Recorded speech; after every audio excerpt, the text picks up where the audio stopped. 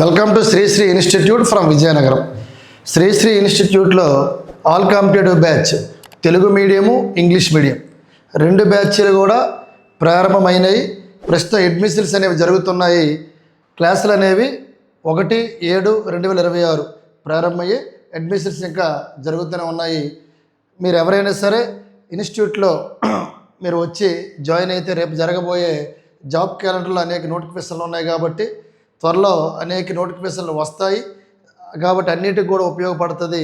General studies అద్భుతమైన ఫ్యాకల్టీచే, arithmetic reasoning and pure maths కూడా ఒక అద్భుతమైన ఫ్యాకల్టీచే ఇక్కడ బోధించడం జరుగుతుందని నువ్వు గమనించాలి. అదేవిధంగా శ్రీశ్రీ ఇన్స్టిట్యూట్లోని ప్రధానంగా మనం శ్రీశ్రీ ఇన్స్టిట్యూట్ ఈ యాంబులం చూడండి సార్, ఇది మనం ప్లే స్టోర్లోకి వెళ్ళి శ్రీశ్రీ ఇన్స్టిట్యూట్ అని కొట్టగానే మనం యాప్ డౌన్లోడ్ చేసుకొని అందులో క్లాసెస్ అన్నీ కూడా డిస్ప్లే అవుతాయి. ఆల్రెడీ క్లాసెస్ అనేవి అప్లోడ్ చేయడం జరుగుతుంది. మీరు పర్చేజ్ చేసుకుంటే వీడియోస్ ఎవ్రీడే కూడా అప్లోడ్ చేయడం జరుగుతుందని గమనించాలి. టుడే కరెంట్ అఫైర్స్లో భాగంగా రాష్ట్రీయ అంశాలు, జాతీయ అంశాలు, అంతర్జాతీయ అంశాలు, క్రీడా విశేషాలు, అదేవిధంగా సైన్స్ అండ్ టెక్నాలజీ పైన మనం ఒకసారి చర్చిద్దాం. ఈరోజు ప్రధానంగా తీసుకుంటే వర్తమాన అంశాల్లో మనం మాట్లాడుకుంటే టుడే ఆంధ్రప్రదేశ్ రాష్ట్రంలో ప్రధానంగా ఆంధ్రప్రదేశ్కి చెందిన ఎవరు సార్ అంటే చేనేత జౌలు శాఖ మంత్రివర్యులు సవిత. ఈవిడ ఒక పథకాన్ని గురించి మాట్లాడడం జరిగింది. అదే నేతన్న భరోసా. చాలా చాలా ఇంపార్టెంటు. త్వరలో నేతన్న భరోసా పథకం ఇది త్వరలోని మేము రాష్ట్ర వ్యాప్తంగా మేము అమలు చేయనున్నాము అని చెప్పడం జరిగింది సార్. ఎవరంటే మంత్రి జౌలు శాఖ మంత్రివర్యులు సవిత. త్వరలో రాష్ట్ర వ్యాప్తంగా నేతన్న భరోసా పథకాన్ని అమలు చేయనున్నట్లు రాష్ట్ర చేనేత జౌలు శాఖ మంత్రి ఎవరు సార్ అంటే ఎస్ సవిత వెల్లడించారు. ఎందుకంటే ప్రధానంగా త్వరలో రాష్ట్ర వ్యాప్తంగా నేతన్న భరోసా పథకాన్ని అమలు చేయనున్నట్లు మనకి ఈ మంత్రివర్యులు సవిత చెప్పడం జరిగింది, గుర్తుపెట్టుకోవాలి. అదేవిధంగా తీసుకుంటే next GI tag very very very important. Geographic జనరల్గా భౌగోళిక గుర్తింపు పొందిన ప్రదేశాల గురించి ట్యాగ్ అనేది తెలియజేస్తుంది. జియోగ్రాఫికల్ ఇండెక్స్ అంటాం. మరి జిఐ ట్యాగ్ అనేది మొట్టమొదటిసారిగా మన భారతదేశంలో ఒక ప్రదేశంలో ఉన్న ఒక టీని గుర్తించారు. అదే డార్జిలింగ్ టీ. చాలా చాలా చాలా ఇంపార్టెంట్. భారతదేశంలోని భౌగోళిక గుర్తింపు ట్యాగ్, ఈ భౌగోళిక గుర్తింపు ట్యాగ్ దీన్ని జిఐ ట్యాగ్ అంటాము. మరి పొందిన మొట్టమొదటి ఉత్పత్తి ఏదంటే వెస్ట్ బెంగాల్ రాష్ట్రంలో ఉన్న డార్జిలింగ్ టీ. అంటే డార్జిలింగ్ సమీపంలో సిలిగిరి ఉంటుంది. ఇక్కడ కూడా ఒక ఇంటర్నేషనల్ ఎయిర్పోర్ట్ ఉంది, దీన్నే సిలిగురి అంటారు.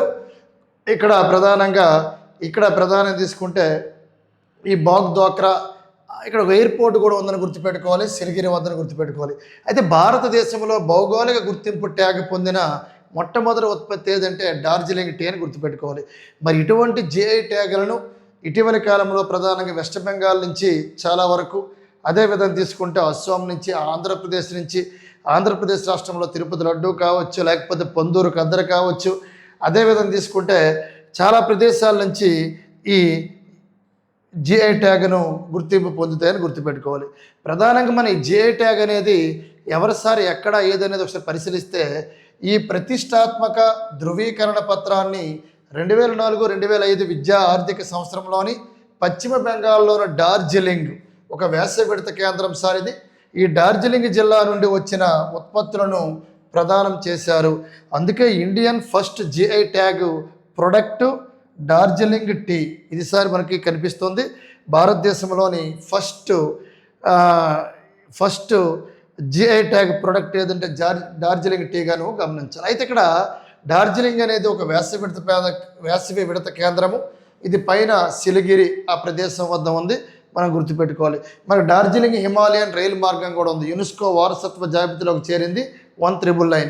అంటే 1999లోని ప్రధానంగా యునెస్కో వారు గుర్తించారు డార్జిలింగ్ హిమాలయన్ రైల్వే మార్గం అని గుర్తుపెట్టుకోవాలి. వెస్ట్ బెంగాల్ రాష్ట్రంలో ఒక వేసవి విడత కేంద్రం, అక్కడ ప్రధానంగా టీ.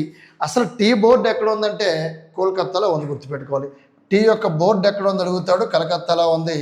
అదేవిధంగా టీ పరిశోధన కేంద్రం ఎక్కడ ఉందంటే అస్సాంలో జోర్హట్లో ఉంది నేషనల్ టీ రీసెర్చ్ ఇన్స్టిట్యూట్. మరి భారతదేశంలోని టీ ఉత్పత్తిలో ప్రథమ స్థానం ఏదంటే అస్సాం. ఓకేనా, అస్సాంలోని టీని ఎక్కువగా ఉత్పత్తి చేస్తారు, గుర్తుపెట్టుకోవాలి.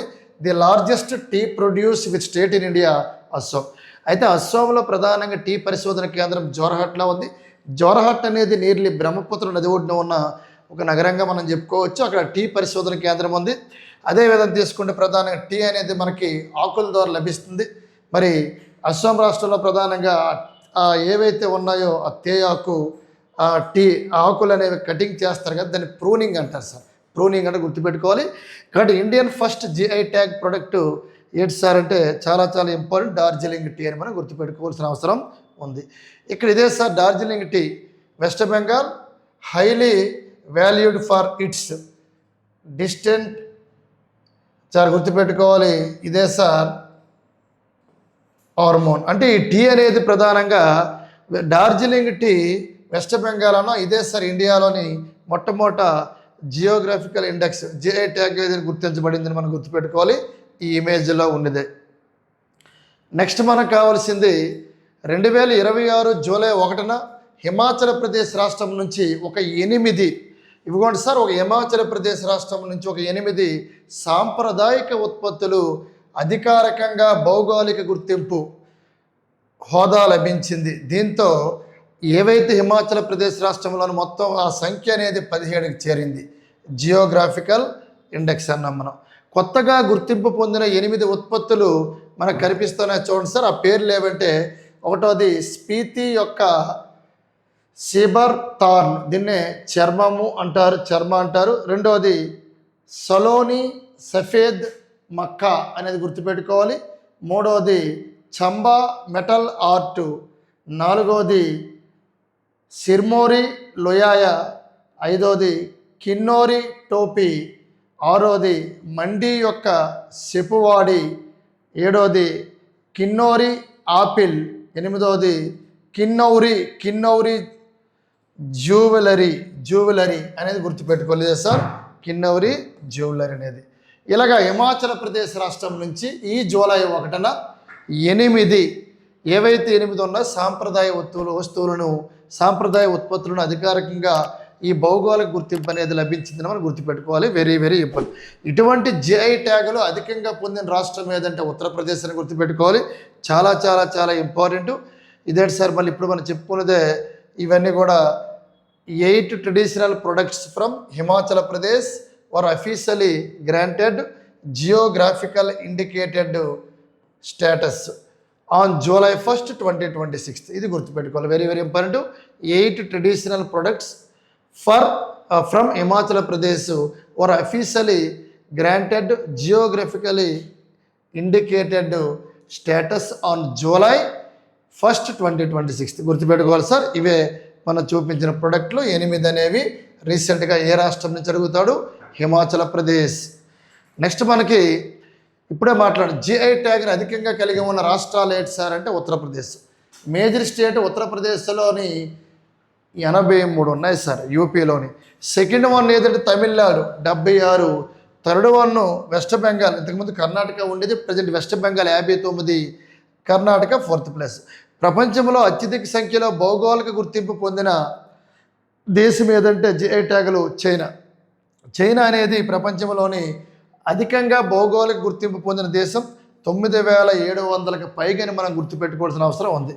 భారతదేశంలోని 650కి పైగా భౌగోళిక సూచికలు కలవు. అందులోని చెన్నై కేంద్రంగా ఉన్న భౌగోళిక సూచిక రిజిస్ట్రేషన్ ద్వారా నిరంతరము కొత్తవి నమోదు చేయబడుతున్నాయి. గుర్తుపెట్టుకోవాలి. భారతదేశంలో ప్రధానంగా తీసుకుంటే ఈ జియోగ్రఫికల్ ఇండెక్స్ జిఐ ట్యాగ్ను ఎక్కడ సారిస్తారు? అది వస్త్రం కావచ్చు, తినే తిండి కావచ్చు, కట్టుకునే గుడ్డ కావచ్చు, లేకపోతే ఒక ప్రాంతంలోని ఏదైతే తయారయ్యే వస్తువు కావచ్చు, వాటికి ఒక జియోగ్రఫికల్ ఇండెక్స్, ఆ భౌగోళిక గుర్తింపు ఏ విధంగా లభిస్తుందంటే, లభించాలంటే చెన్నై కేంద్రంగా ఉన్న భౌగోళిక సూచిక రిజిస్ట్రేషన్ ద్వారా నిరంతరము కొత్తవి నమోదు చేయబడుతున్నాయని మనం గుర్తుపెట్టుకోవాలి. ది మోస్ట్ ఇంపార్టెంట్ జిఐ ట్యాగ్ని అధికంగా కలిగి ఉన్న రాష్ట్రాలు ఉత్తరప్రదేశ్, తమిళనాడు, వెస్ట్ బెంగాల్, కర్ణాటక. ఆంధ్రప్రదేశ్ అయితే 24 ఉన్నాయి సరే గుర్తుపెట్టుకోండి.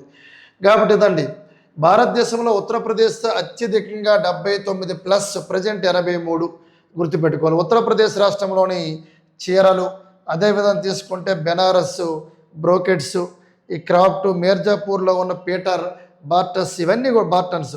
తమిళనాడులో కాంచీపురం పట్టు, తంజావూరు చిత్రాలు, మదురైలోని మల్లెపూలు, ఇవన్నీ కూడా ఉత్తరప్రదేశ్లోని ప్రధానం తీసుకుంటే ఇప్పుడు మనం మాట్లాడాము. అదేవిధంగా తీసుకుంటే కర్ణాటక రాష్ట్రంలోని మైసూరు పట్టు, అదేవిధంగా కూర్గ్ అరబికా కాఫీ, ఇవన్నీ కూడా గుర్తించడం జరిగింది మెయిన్. అలాగే వెస్ట్ బెంగాల్లో 59 GI ట్యాగ్ని మనం గుర్తుపెట్టుకోవాల్సిన అవసరం ఉంది. ఇది చూసుకోండి sir, very important. GI tag పొందిన 23 ఉత్పత్తులు చాలా ఇంపార్టెంట్. పశ్చిమ బెంగాల్ నుంచి 23 ఉత్పత్తులు GI ట్యాగ్ని పొందాయి వెస్ట్ బెంగాల్ నుంచి. అసలు పశ్చిమ బెంగాల్ నుంచి 23 కొత్త భౌగోళిక గుర్తింపు, అంటే జియోగ్రఫికల్ ఇండెక్స్ అంటాం. అయితే అందుకే పశ్చిమ బెంగాల్ ఒకేసారి రేజ్ అయ్యి 59కి చేరింది. అందుకే మన పశ్చిమ బెంగాల్ అనేది ముందుకు పెట్టడం అనేది జరిగింది. ఉత్తరప్రదేశ్ 83తో ఫస్ట్ ప్లేస్లో ఉంటే, తర్వాత తమిళనాడు 76, తర్వాత వెస్ట్ బెంగాల్, తర్వాత కర్ణాటక. ఇక్కడ గుర్తుపెట్టుకో, ఇక్కడ ఉత్తరప్రదేశ్ వెరీ ఇంపార్టెంట్. బెంగాల్ యొక్క వారసత్వ మిఠాయిలు, వస్త్రాలు, గ్రామీణ హస్తకళలు, ఇవి హైలైట్స్గా నిలిచాయని గమనించాలి. ఇటువంటి 23 ఉత్పత్తులు, అందులోని హెరిటేజ్ స్వీట్స్, వస్త్రాలు, నేత వస్త్రాలు, అదేవిధంగా తీసుకుంటే హస్తకళలు అంటే మట్టి బొమ్మలు ఏవైతే ఉన్నాయో, ఈ మట్టి బొమ్మలు కావచ్చు, ఇవన్నీ కోల్కతా ఆభరణాలు, ఇవన్నీ గుర్తించారు. వ్యవసాయ ఉత్పత్తులు ఇవన్నీ కూడా మొత్తం 23. వెస్ట్ బెంగాల్ అధికారికంగా 23 కొత్త భౌగోళిక గుర్తింపు ట్యాగులను పొందిందని మనం గుర్తుపెట్టుకోవాల్సిన అవసరం ఉంది. ఇదండి సార్ 23 వెరీ ఇంపార్టెంట్. ఇదిగోండి సార్, మనకి లిస్టులో మనకు కనిపిస్తారు. పేర్లు అడుగు నెంబర్ అడుగుతారు, గుర్తుపెట్టుకోవాలి. వెస్ట్ బెంగాల్ నుంచి ఏంటంటే 23 గుర్తుపెట్టుకోవాలి. మరో 7 ఆమోదం కోసం ఎదురు చూస్తున్నాయని మనం గమనించాలి. తర్వాత మనకి ఈ GI ట్యాగ్ గురించి హస్తకళలు, చేనేత. ఆంధ్రప్రదేశ్ రాష్ట్రంలో ప్రధానంగా GI ట్యాగ్ అనేది కొన్ని రకాలు ఇప్పుడే మనం మాట్లాడాం. పొందూరు ఖద్దర్, శ్రీకాకుళం జిల్లాలో ఉన్న పొందూరు ఖాదీ, ఇది దేశీయ పత్తిలో తయారు చేసిన ప్రసిద్ధి హ్యాండ్ స్పన్గా మనం చెప్పుకోవచ్చు. అదేవిధంగా కృష్ణా జిల్లాలో ఉన్న కొండపల్లి టాయ్స్, ఏటి కొప్పాక టాయ్స్ అంటే లక్క రంగు చెక్క బొమ్మలు అంటాము, అవి గుర్తించారు. హస్తకళ, చేనేత. అదేవిధంగా ప్రధానంగా తీసుకుంటే హస్తకళ, చేనేతలోని మన హస్తకళ చూడండి, శ్రీకాళహస్తి కాలంకరం అంటే తిరుపతి జిల్లాలోని ఆ ఏటి కొప్పాక ఏవైతే ఉన్న లక్క రంగు చెక్క బొమ్మలు, కొండపల్లి టాయ్స్ అంటాం సాంప్రదాయిక, ఇవన్నీ కొండపల్లి అంటే సాంప్రదాయ చేతితో చెక్కిన చెక్క బొమ్మలు. బొబ్బిలి వీణ, విజయనగరం జిల్లాలో బొబ్బిలి వీణ సాంప్రదాయ చెక్క తీగల సంగీత వాయిద్యం. అదేవిధంగా తోలు బొమ్మలు, అనంతపురం జిల్లా, ఇవన్నీ కూడా ఆంధ్రప్రదేశ్. రీసెంట్గా పొందూరు ఖాదీ, రీసెంట్గా పొందూరు ఖాదీ శ్రీకాకుళం జిల్లాలో దేశీయ పత్తి, మన ఓన్లీ ఇండియా పత్తితో తయారు చేసిన ప్రసిద్ధి హ్యాండ్ స్పన్గా మనం చెప్పుకోవచ్చు. అదేవిధంగా ఆంధ్రప్రదేశ్ రాష్ట్రంలోని ఈ ఉప్పాడలోని చీరలు చాలా ఫేమస్. కాకినాడ వెంకటగిరి చీరలు, మంగళగిరి చీరలు, అదేవిధంగా ధర్మవరం చేనేత పట్టు చీరలు, ఇవన్నీ కూడా ఆంధ్రప్రదేశ్ రాష్ట్రంలో ప్రధానంగా మనం చెప్పుకోవచ్చు. తిరుపతి లడ్డు GI ట్యాగ్ అనేది లభించింది. బందర లడ్డు, తిరుపతి లడ్డు, ఆత్రేయ పూతరేకులు, బిఆర్ అంబేద్కర్ కోనసీమ జిల్లాలోని బెల్లము మరియు డ్రై ఫ్రూట్స్తో తయారు చేయబడిన ఇటువంటి పూతరేకులు, గుంటూరులో సన్న మిరపకాయ, అదేవిధంగా బనగపల్లి మామిడి, అదేవిధంగా అరకు వ్యాలీలో arabica coffee, Alluri Sitaramaraju district అండి ఇది, బొబ్బిలి పులిహారు, ఇవన్నీ కూడా ప్రధానంగా ఒక జియోగ్రఫికల్ ఇండెక్స్. అంటే మనం తినే తిండి కావచ్చు, కట్టుకునే బట్ట కావచ్చు, లేకపోతే ఏదైనా ఇటువంటి మన ఒక ప్రదేశం యొక్క ప్రసిద్ధి కావచ్చు, అటువంటిది వాటికి మన చెన్నైలో ప్రధానంగా చెన్నైలోని ఈ జియోగ్రాఫికల్ అని ఒక పెద్ద సంస్థ ఉంది. వాళ్ళు ఖచ్చితంగా ఆ ప్రదేశాన్ని విజిట్ చేస్తూ గుర్తిస్తారు, గుర్తుపెట్టుకోవాల్సిన అవసరం ఉంది. కాబట్టి ప్రధానంగా మనం ఇవి ఆంధ్రప్రదేశ్ రాష్ట్రం సార్. ఏపీలోని కొన్ని GI ట్యాగుల గురించి మనం మాట్లాడడం అనేది జరిగింది, చాలా ఇంపార్టెంట్. ఇప్పుడు GI ట్యాగ్ అయోధ్య ట్రస్ట్ తాత్కాలిక, ఇది గమనించాలి సార్, ఇది కొద్దిగా హెడ్డింగ్ చూడండి. అయోధ్య ట్రస్ట్ తాత్కాలిక ప్రధాన కార్యదర్శిగా కృష్ణమోహన్. ఎందుకంటే ఇక్కడ కరప్షన్ జరిగింది. అయోధ్య ఎక్కడ ఉంది సార్? అయోధ్య అనేది ప్రధానంగా ఉత్తరప్రదేశ్ రాష్ట్రంలో ఉంది. ఉత్తరప్రదేశ్ రాష్ట్రంలో అయోధ్య అనేది ఏ నది ఒడ్డున ఉందంటే సరయూ నది ఒడ్డున ఉంది. ఏ నది అంటే సరయూ నది ఒడ్డున ఉంది. ఇక్కడ రాముడి యొక్క జన్మస్థలం అంటాం. ఇక్కడ ఏం జరిగిందంటే ప్రధానంగా తీసుకుంటే ఏదైతే విరాళాలు ఇస్తారో ఆ విరాళాల్లో దుర్వినియోగం జరిగింది అని ఇమ్మీడియట్గా అక్కడ పనిచేస్తున్న ఎవరైతే ప్రధాన కార్యదర్శి ఉన్నారో అతను రాజీనామా చేశారు. అతని పేరు చంపత్ రాయ్. గుర్తుపెట్టుకోండి. ఏదండి సార్, విరాళాల దుర్వినియోగం నేపథ్యంలో ప్రస్తుత ప్రధాన కార్యదర్శి చంపత్ రాయ్, ఈ చంపత్ రాయ్ చేసిన రాజీనామాను ఆమోదించింది ట్రస్ట్. మరి ఈ ప్లేస్లో ఎవరికి వచ్చారంటే ఈ కొత్త వ్యక్తి ఎవరంటే అయోధ్య ట్రస్ట్ తాత్కాలిక ప్రధాన కార్యదర్శిగా కృష్ణమోహన్ అని మనం గుర్తుపెట్టుకోవాలి. ఈ చంపత్ రాయ్ రాజీనామా ఆమోదం గుర్తుపెట్టుకోవాలి. కొత్త సీఈఓను త్వరలో ప్రకటిస్తామని కూడా ఈ ట్రస్ట్ అనేది చెప్పడం జరిగింది. గుర్తుపెట్టుకోవాలి sir, very very important. Ayodhya trust తాత్కాలిక ప్రధాన కార్యదర్శిగా కృష్ణమోహన్.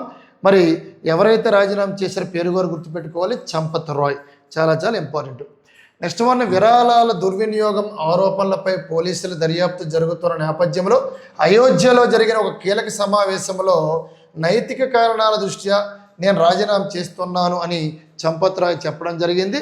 కొత్తగా ఆయన ప్లేస్లోని అధికారి, ఒక ఐఎఫ్ఎస్ అధికారి కృష్ణమోహన్ అనే వ్యక్తి ఎన్నిక అవడం జరిగిందని మనకు తాత్కాలికంగా అతను నియమించాలని మనం గుర్తుపెట్టుకోవాల్సిన అవసరం ఉంది. ఇదే sir very very very important. Next one, Ayodhya trust తాత్కాలిక ప్రధాన కార్యదర్శి ఇప్పుడే మాట్లాడిన కృష్ణమోహన్ ఎవరి ప్లేస్లో వచ్చారంటే చంపత్ రాయ్ అని మనం గుర్తుపెట్టుకోవాలి. నెక్స్ట్ మనం ఇదే సార్, ప్రైవేటు రామాయపట్నం పోర్టు. ఇది యాక్చువల్గా మేము గవర్నమెంట్ యొక్క ప్రైవేట్ సెక్టర్గా అప్పచెప్తున్నారు. ప్రైవేటుకు ఇటీవల కాలంలో ఆంధ్రప్రదేశ్ రాష్ట్రంలో ప్రకాశం జిల్లాలో ఉన్న ఏ పోర్టును ప్రైవేటుకి అప్పచెప్తున్నారంటే రామాయపట్నం. గుర్తుపెట్టుకో. ఇదంటే సార్, ప్రకాశం జిల్లాలో ఉన్న Ramayapatnam port operation maintenance private సంస్థకు అప్పగించాలని ఏపీ మారిటైమ్ బోర్డు నిర్ణయించింది. గుర్తుపెట్టుకోవాలి. ఒక ప్రైవేట్ సంస్థకు అప్పచెప్తున్నారని గుర్తుపెట్టుకోవాలి. ఎందుకంటే ఈ ప్రాజెక్ట్ అనేది ప్రధాన కొన్ని కోట్లతో దీన్ని నిర్మించనున్నారు. కాబట్టి దీనికోసం ఆసక్తికర వ్యక్తిగా ఎవరైతే ఆసక్తి ఉంటుందో ఒక ప్రకటన చేశారు. పోర్ట్ ఆపరేటర్ ఫర్ డెవలప్మెంట్ సంస్థను నియమించాలని భావిస్తుంది. ఈ పోర్టును డిజైన్ చేయడం కానీ and build and finance and operate and transfer విధానంలో ఉన్న ఆసక్తి ఉన్న ప్రైవేట్ సంస్థలకు అప్పగించనున్నది. అయితే ఏవైతే ముందుకు వస్తాయో వాటికి ఈ పోర్ట్ని అప్పచెప్పనున్నారు. కాబట్టి రామాయపట్నం పోర్టును ప్రైవేట్ వ్యక్తులుగా అప్పచెప్పనున్నారు. కాబట్టి ప్రైవేట్ సంస్థలకు ఇది ఏ జిల్లాలో ఉందడుగుతాడు, ప్రకాశం జిల్లాను మనం గుర్తుపెట్టుకోవాల్సిన అవసరం ఉంది. భారత ఇంధన వ్యవస్థపై ఎల్ నినో దాడి. భారత ఇంధన వ్యవస్థపై ఎల్ నినో దాడి అని మనం గుర్తుపెట్టుకోవాలి. ఇప్పుడు ప్రధాన పరిస్థితి ఎలాగ ఉందంటే అందరికంటే మనపైన అత్యధిక ప్రభావం సిఆర్ఈఏ నివేదిక. భారత ఇంధన వ్యవస్థపై ఏడాది ఎల్ నినో తీవ్ర ప్రభావం చూపుతున్నది. ప్రపంచంలోనే ఏ ఇతర ప్రాంతాల కన్నా మనపై ఎక్కువగా దెబ్బ పడనున్నది. Centre for research on energy and clean air సంస్థ తాజాగా విడుదల చేసిన అధ్యయనం ఈ ప్రమాదాన్ని గుర్తించింది. గుర్తుపెట్టుకో, 2026 జూలై నుంచి 2027 జూలై నుంచి 2027 జూన్ వరకు విద్యుత్తుకు తీవ్ర ఇబ్బంది కలుగనున్నది అని నివేదిక చెప్పడం జరిగింది. ఇక్కడ గుర్తుపెట్టుకోవాలి, 2030 నాటికి జేతర ఇంధన వనరుల ద్వారా 500 గిగావాట్ల విద్యుత్తును ఉత్పత్తి చేయాలన్న లక్ష్యాన్ని భారత్ వేగంగా సాధించాలని నివేదిక సూచించింది. అదే బ్యాటరీలు అండ్ గ్రిడ్ అప్గ్రేడ్లు వేగవంతం చేయాలని పేర్కొంది. అప్పుడే శుద్ధి ఇంధనం లభిస్తుందని తెలపడం జరిగింది. అదేవిధంగా తీసుకుంటే ప్రధానంగా ఇదిగోండి సార్, నిన్నే మనం మాట్లాడాం భారత్ కొరియా కారిడార్. ఏటిసారి భారత్ కొరియా కారిడార్ అంటే ఏర్పాటుకు కొరియా సంస్థ మంత్రి లోకేష్. అంటే జనరల్గా భారత్ కొరియా ఈ స్టార్టప్ కారిడార్ దీని ప్రధాన ఉద్దేశం ఏంటి సార్ అంటే ప్రధానంగా ఈ రెండు దేశాల మధ్య ఉన్న ఒప్పందాలు శ్రీ సిటీ పరిసర ప్రాంతాల్లో సియోల్ సెమీకండక్టర్ సంస్థ డిస్ప్లే ఫ్యాబ్ను ఏర్పాటు చేయాలని ఆ సంస్థ వైస్ ప్రెసిడెంట్ త్యాయ్ హోంగ్ లితో భేటీలో లోకేష్ కోరారు. ఎందుకంటే ప్రధానంగా ఆంధ్రప్రదేశ్లో రతన్ టాటా ఇన్నోవేషన్ హబ్ ద్వారా ఒక కుటుంబము ఒక పారిశ్రామికవేత్త నినాదంతో 5 ఏళ్ళు 20,000 స్టార్టప్లు 1,00,000 మందికి ఉపాధి అవకాశాలు కల్పించాలని లక్ష్యం నిర్దేశించుకున్నట్లు మంత్రి లోకేష్ పేర్కొన్నారు. మరి కొరియా అనేది ప్రధానంగా ఇక్కడ ఇన్వెస్ట్మెంట్ పెట్టాలి. దక్షిణ కొరియా ప్రముఖ సంస్థలతో భేటీ అయ్యారు. ఆంధ్రప్రదేశ్ రాష్ట్రంలో ఆల్రెడీ రిలయన్స్ కావచ్చు, రిలయన్స్ డేటా సెంటర్ కావచ్చు, గూగుల్ డేటా సెంటర్ కావచ్చు, ఇవన్నీ వచ్చాయి. మీరు కూడా మాకు ఇన్వెస్ట్మెంట్ పెట్టాలని మంత్రి లోకేష్ మనకి కనిపిస్తున్నారు. ఈ పిక్చర్లోనే ఆయన ఒప్పందాలు పెట్టుకోవడం జరిగింది. ఇదే సార్ ప్రధానంగా గుర్తుపెట్టుకోవాల్సిన ప్రధాన అంశాలు. ఎందుకంటే శ్రీ సిటీకి 338 కోట్ల పెట్టుబడితో EV charge power modules automotive electronics unit నిర్మాణాన్ని త్వరితగతిగా పూర్తి చేసి ఉత్పత్తి ప్రారంభించాలని కొరియాకి చెందిన electronic cells labels IoT power electronics తయారీ సంస్థ సోలం గ్రూప్ గ్లోబల్ ఆపరేషన్ ఆఫీసర్ జిగాట్ హనుమంత్రి లోకేష్ని కోరారు. అంటే ఇన్వెస్ట్మెంట్ ఏదైనా దక్షిణ కొరియాకి చెందిన చాలా కంపెనీలు ఉన్నాయి, మీరు మాకు వచ్చి ఇక్కడ ఇన్వెస్ట్మెంట్ చేయండి, మాకు అనేక రకాల మౌలిక వసతులు ఉన్నాయి, కోస్టల్ ఏరియా ఉందని లోకేష్ గారు ఇక్కడ మనకి చెప్పడం జరిగింది. నెక్స్ట్ మనకి మాట్లాడుకుంటే 3 దేశాల పర్యటనలో నరేంద్ర మోడీ గారు ఇక్కడ గమనించాలి. 3 దేశాల పర్యటనలో నరేంద్ర మోడీ అంటే ప్రజెంట్ మొన్నే మనం మాట్లాడాము. నరేంద్ర మోడీ గారు జూలై 6 నుంచి జూలై 11 వరకు 3 దేశాలు పర్యటించనున్నారు. ఫస్ట్ ఇండోనేషియా, మరి ఇండోనేషియా చేరుకోవడం జరిగింది. ఇండోనేషియా ఎవరైతే ఇండోనేషియా అధ్యక్షులు ఉన్నారో ఘన స్వాగతాన్ని పలికారు. అతను ఇండోనేషియా అధ్యక్షుడు ఎవరంటే ప్రబోవో సబియాంతో, గుర్తుపెట్టుకో, ప్రబోవో సబియాంతో ఘన స్వాగతాన్ని పలికారు. ఇండోనేషియా అయిపోయిన తర్వాత నెక్స్ట్ మన ఆస్ట్రేలియా ప్రధానమంత్రి ఆంటోనీ ఆల్బోనిస్తో ఆయన మీట్ అవున్నారు. తర్వాత న్యూజిలాండ్. కాబట్టి 3 జూలై 6 నుంచి జూలై 11 వరకు మోడీ గారి 3 దేశాలు పర్యటించున్నారని గమనించారు. Very very important. కాబట్టి దాదాపు 40 సంవత్సరాల్లో ఒక భారత ప్రధానమంత్రి ఆ దేశాలు చేసిన మొట్టమొదటి అధికార పర్యటన నిలిచింది. చాలా చాలా ఇంపార్టెంట్. ఫస్ట్ ఇండోనేషియా, తర్వాత ఆస్ట్రేలియా, తర్వాత న్యూజిలాండ్ వరుస పర్యటనకి వెళ్ళనున్నారు. ప్రజెంట్ ఆయన ఇండోనేషియా వెళ్ళడం జరిగింది మోడీ గారు. నరేంద్ర మోడీ గారు ప్రైమ్ మినిస్టర్ నరేంద్ర మోడీ గుర్తుపెట్టుకుంటే visit from January to July 2026 include ఇక టూర్స్ అనేవి అంటే మన జనరల్ తీసుకుంటే మన ఓన్లీ ఏషియన్ కాంటినెంటే కాదు, మిడిల్ ఈస్ట్, యూరప్ అండ్ ఇలాగ ఆల్ కంట్రీస్ విజిట్ చేయడం జరిగింది. మనకి ఫిబ్రవరి నుంచి మనం ఒకసారి ఫాలోఅప్ చేసుకుంటే ఫిబ్రవరి 7, 8 అతను మలేషియా వెళ్ళడం జరిగింది. ఫిబ్రవరి 25, 26 ఇజ్రాయెల్ వెళ్ళడం జరిగింది. మే 15 నుంచి మే 20 వరకు యునైటెడ్ అరబ్ ఎమిరేట్స్, తర్వాత నెదర్లాండ్, తర్వాత స్వీడను, తర్వాత నార్వే, తర్వాత ఇటలీ వెళ్ళడం జరిగింది. జూన్ 13, 18 ఫ్రాన్స్ అండ్ స్లోవేకియా వెళ్ళడం జరిగింది. తర్వాత జూన్ 27 నుంచి 29 సీసెల్స్ అనే దేశం రీసెంట్గా వెళ్ళడం జరిగింది. మరి ఇక్కడ G7 సమావేశం జరిగింది. మీ అందరూ తెలుసు 52వ G7 సమావేశానికి ముఖ్య అతిథిగా వెళ్ళారు ఫ్రాన్స్, తర్వాత స్లోవేకియా వెళ్ళారు.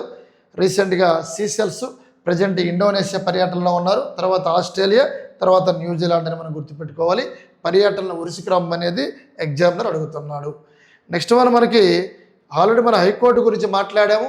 హైకోర్టుకు 3 న్యాయమూర్తులు. ఆంధ్రప్రదేశ్ రాష్ట్ర ప్రధాన హైకోర్టు కెపాసిటీ 37 మంది సార్. 37 మంది. ఆంధ్రప్రదేశ్ హైకోర్టు యొక్క కెపాసిటీ 37 మంది న్యాయమూర్తులను ఈ న్యాయమూర్తుల పోస్టులు మంజూరు చేశారు. అయితే ప్రస్తుతం 29 మంది సేవలు అందిస్తున్నారు. మరొక 3 ఈరోజు ప్రమాణ స్వీకారం చేయడంతో మొత్తం 32కి చేరింది అని గుర్తుపెట్టుకోవాలి. ఆ 3 ఎవరు సార్ అంటే గంధం సునీత, ఆలపాటి గిరిధర్, చింతలపూడి పురుషోత్తం కుమార్ అని మనం గమనించాలి. దీని గురించి ఆర్టికల్ 214 నుంచి 231 వరకు హైకోర్టు తెలియజేస్తుంది. ప్రీవియస్ ముందు వీడియోలో మొన్నే చెప్పారు కంప్లీట్ డేటా హైకోర్టు గురించి మనం గుర్తుపెట్టుకోవాల్సిన అవసరం ఉంది. ఆంధ్రప్రదేశ్ హైకోర్టు 25వ హైకోర్టు. ఆంధ్రప్రదేశ్కి మొట్టమొదటి హైకోర్టు మహిళా ప్రధాన న్యాయమూర్తి లేసా గిల్ అని మనం గుర్తుపెట్టుకోవాల్సిన అవసరం ఉంది. First women high court chief justice Lisa Gill. Next మనం మాట్లాడవలసింది హైకోర్టు అదనపు న్యాయమూర్తులుగా 3 ప్రమాణము. ఎవరు సార్ 3 ప్రమాణం చేయనున్నారంటే హైకోర్టు అదనపు న్యాయమూర్తులు ఇప్పుడే మనం చెప్పాము. ఆలపాటి గిరిధరు, చింతలపూడి పురుషోత్తం కుమార్, అదేవిధంగా తీసుకుంటే గంధం సునీత ఈరోజు అదే పేపర్లో రావడం జరిగింది సార్. ఇది ఏపీ హైకోర్టు 25వ హైకోర్టు. దీనికి మహిళా ప్రధాన న్యాయమూర్తి పనిచేస్తున్నారు. ఏపీకి మొట్టమొదటి మహిళా ప్రధాన న్యాయమూర్తి లేసా గిల్. ఏదైనా సరే ఈ న్యాయమూర్తులను ఎవరి ఆధ్వర్యంలో ప్రమాణ స్వీకారం చేస్తారంటే గుర్తుపెట్టుకో, ఎవరైతే హైకోర్టు ప్రధాన న్యాయమూర్తి ఉన్నారో లేసా గిల్ హైకోర్టు ప్రధాన న్యాయమూర్తి ఆధ్వర్యంలో హైకోర్టు న్యాయమూర్తులు ప్రమాణ స్వీకారం చేయిస్తారు. హైకోర్టు ప్రధాన న్యాయమూర్తి గవర్నర్ సమీక్షలో ప్రమాణ స్వీకారం చేయడం జరుగుద్ది. అది మనం గుర్తుపెట్టుకోవాలి, చాలా చాలా చాలా ఇంపార్టెంట్. ఓకేనా, ప్రధాన న్యాయమూర్తి సమీక్షంలో ఈ న్యాయమూర్తులు ప్రమాణ స్వీకారం చేస్తారు. ఆర్టికల్ 219 ప్రకారం మనం గుర్తుపెట్టుకోవాలి. నెక్స్ట్ వన్, మహేంద్రగిరి యుద్ధ నౌక ప్రారంభం. విశాఖపట్నం నేవల్ డాక్యార్డ్లోని ఈ నెల 11 జూలై 11న ఐఎన్ఎస్ మహేంద్రగిరి యుద్ధ నౌక రావడం జరుగుతుంది. ఆల్రెడీ 3 నౌకలు మన మోడీ గారు ప్రారంభించారు కలకత్తాలోని. ఇదొకసారి కలకత్తాలోని 3 యుద్ధ నౌకలను ప్రధాని మోదీ జాతికి అంకితం ఇచ్చారు. ప్రజెంట్ ఐఎన్ఎస్ మహేంద్రగిరి కూడా వాటితో పాటు నిర్మించారు, కానీ 3 ఒకేసారి ప్రారంభించారు కోల్కత్తాలో. ప్రజెంట్ ఐఎన్ఎస్ మహేంద్రగిరి అనేది జూలై 11 ఈ నెల 11న దీన్ని ప్రారంభించనున్నారు, గుర్తుపెట్టుకోవాలి సార్. ఇదే సార్, ఇంతకుముందు ప్రధాని నరేంద్ర మోడీ ఇటీవల కోల్కత్తాలోని ప్రారంభించిన 3 ప్రధాన యుద్ధ నౌకలు నేవీ డే December 4 అంటాం. ఈ నావికీ దళ యుద్ధ నౌకలు INS Dunagiri, INS Samshodhak, INS Agray. ఇవి INS Dunagiri, INS Samshodhak, INS Agray ఇవి ఇటీవలే వెస్ట్ బెంగాల్లోని ప్రధానంగా ప్రారంభించడం జరిగింది నరేంద్ర మోడీ గారు. ఇదే సార్ మనకి విశాఖపట్నంలో ప్రధానంగా ఈ ఏదైతే నేవల్ డాక్యార్డ్ ఉందో ఇది అక్కడ మళ్ళీ కూడా ప్రారంభించనున్నారు. అది ఐఎన్ఎస్ ప్రధానం తీసుకుంటే మనం ఇప్పుడే మహేంద్రగిరిని మనం మాట్లాడాం, అది ఐఎన్ఎస్ మహేంద్రగిరిని త్వరలో ప్రారంభించనున్నారు. అదేవిధంగా మనం మాట్లాడుకుంటే ఇప్పుడు ప్రధానంగా ఇంతవరకు భారత నౌకాదళం కోసం నిర్మిస్తున్న 7 ప్రాజెక్టులు 7 ప్రాజెక్టు 17A స్టెల్త్ ఫ్రిగేట్లతో ఐఎన్ఎస్ మహేంద్రగిరి 6వది. మరి ప్రాజెక్ట్ 17A తరగతిలో 7 అధునాతన గైడెడ్ మిస్సైల్స్ స్టెల్త్ ఫ్రిగేట్లు ఉన్నాయి. ఐఎన్ఎస్ నీలగిరి 1, ఐఎన్ఎస్ యమగిరి గుర్తుపెట్టుకో, INS Udayagiri, INS Dunagiri, INS Taragiri, INS Vindhyagiri, INS Mahendragiri. ఘాటి ప్రణాళికలో ఉన్న 7 6వదే ఇది మనం గుర్తుపెట్టుకోవాలి, వెరీ వెరీ ఇంపార్టెంట్. ఇవి ఐఎన్ఎస్ నీలగిరి, హిమగిరి, ఉదయగిరి, దునగిరి, తారాగిరి, వింధ్యాగిరి, మహేంద్రగిరి పర్వతాల పేర్లు పెట్టడం జరిగిందని గుర్తుపెట్టుకోవాలి సార్.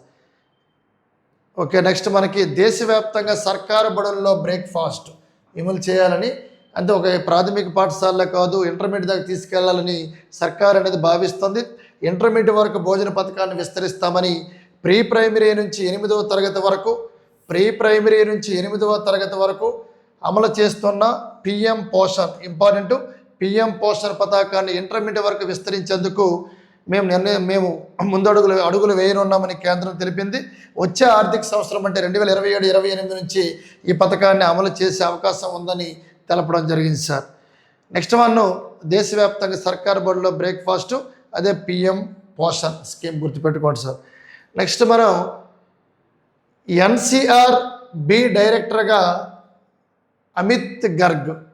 ఇది ప్రధానమైన హైదరాబాద్లోని సర్దార్ వల్లభాయ్ పటేల్, ప్రస్తుతం హైదరాబాద్లో ఉన్న సర్దార్ వల్లభాయ్ పటేల్ పోలీస్ అకాడమీ డైరెక్టర్గా పనిచేస్తున్నారు ఇతను సార్ అమిత్ గర్గ్ అనే వ్యక్తి. మరి 2027 అక్టోబర్ 31న INSRB డైరెక్టర్గా పదవిలో కొనసాగుతారు. 31 వరకు INSRB డైరెక్టర్గా కొనసాగుతారు. ఇప్పుడు ఎలక్ట్ అయ్యింది ఎవరంటే, యాక్చువల్గా ఇతను ప్రజెంట్ హైదరాబాద్లోని సర్దార్ వల్లభాయ్ పటేల్ పోలీస్ అకాడమీకి డైరెక్టర్గా పనిచేశారు. ఇప్పుడు దేనికి వెళ్తున్నారంటే NCRB national crime records bureau డైరెక్టర్గా ఎన్నిక కానున్నారు. ఎవరు? అమిత్ గర్గ్ అని మనం గుర్తుపెట్టుకోవాలి. కాబట్టి ఈయన స్థానంలోని ఈ సర్దార్ వల్లభాయ్ పటేల్ పోలీస్ అకాడమీ డైరెక్టర్గా ఎవరు రాబోతున్నారంటే సుజీత్ పాండే రానున్నారు. గుర్తుపెట్టుకో, సుజీత్ పాండే. ఇతనే సార్ అమిత్ గర్గ్ అని మనం గుర్తుపెట్టుకోవాల్సిన అవసరం ఉంది. అయోధ్య ట్రస్ట్ తాత్కాలిక ప్రధాన కార్యదర్శిగా ఆల్రెడీ మనం చెప్పాం కృష్ణమోహన్ అని చెప్పడం జరిగింది. ఇది ప్రధానంగా టుడే కరెంట్ అఫైర్స్లోని ముఖ్యమైన అంశాలు, రాష్ట్రీయ అంశాలు, జాతీయ అంశాలు, అదేవిధంగా స్పోర్ట్స్, రకరకాల అంశాలు మాట్లాడాం. Thank you Warangal. Good night.